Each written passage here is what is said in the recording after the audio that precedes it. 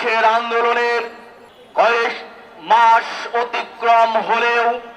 আমরা বিগত দিনগুলোতে আওয়ামী এবং তার অঙ্গ সংগঠন ফ্যাসিস্ট শক্তি এবং তার রেজিমদের একের পর এক ষড়যন্ত্র দেখে দেখে আজ নভেম্বরের 10 তারিখে উপনীত হয়েছি। 24-এর আন্দোলনে আওয়ামী লীগ এবং তার অঙ্গ সংগঠন ছাত্রলীগ সহ যুবলীগ বিভিন্ন পর্যায়ের আওয়ামী সন্ত্রাসী বাহিনীরা এদেশের ছাত্র জনতার উপরে যেভাবে অস্ত্র প্রয়োগের মাধ্যমে এদেশের ছাত্র জনতাকে হত্যা করেছে, ইতিহাসে তার কোনো